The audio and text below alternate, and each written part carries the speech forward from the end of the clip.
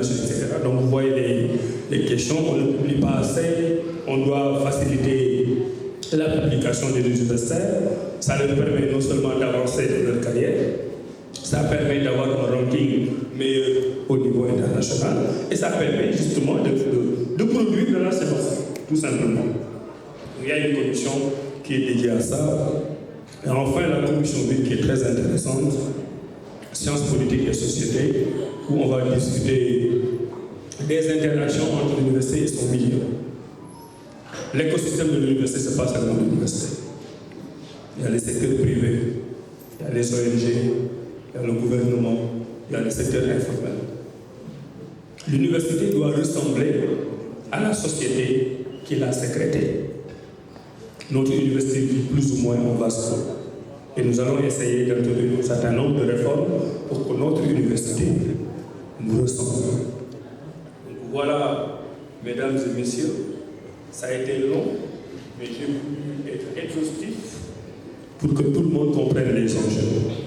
Je ne l'ai pas dit au début, c'est naturellement pas une conférence de presse où on vient avec 2 ou 3 messages.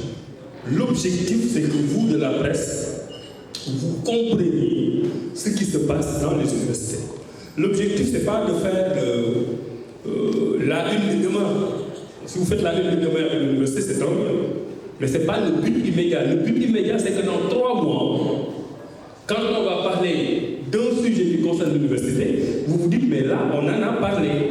Voici les vrais enjeux et vous faites un article ou un dossier sur la question. C'est notre façon à nous de vous donner l'information publique, parce que tout ce que je vous dis là, c'est public. On ne trahit aucun secret. Et vous devez être en mesure de le savoir. J'avais dit que j'allais utiliser un mode hybride en français et en wolof. Je n'ai pas pu le faire, peut-être qu'on y reviendra si ma gorge me le permet.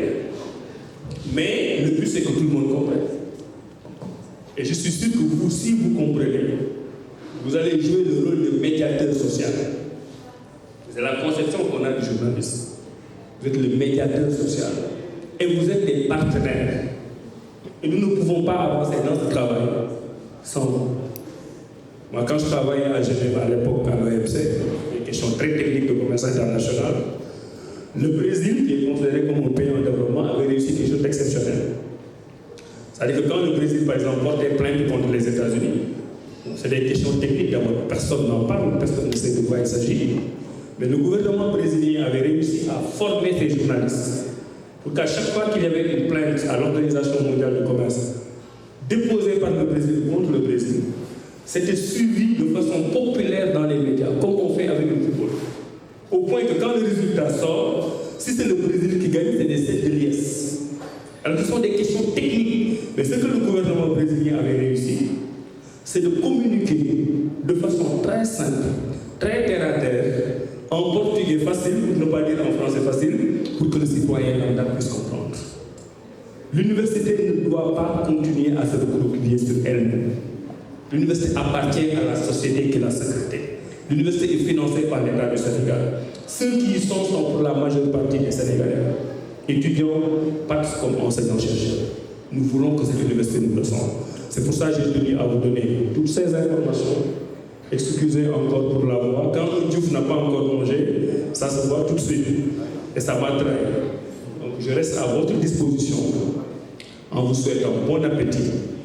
Prendre un petit temps de pause, le temps que le service commence. Et je reste à vos dispositions pour répondre à vos questions dans le cadre défini par ce déjeuner de presse. Je vous remercie.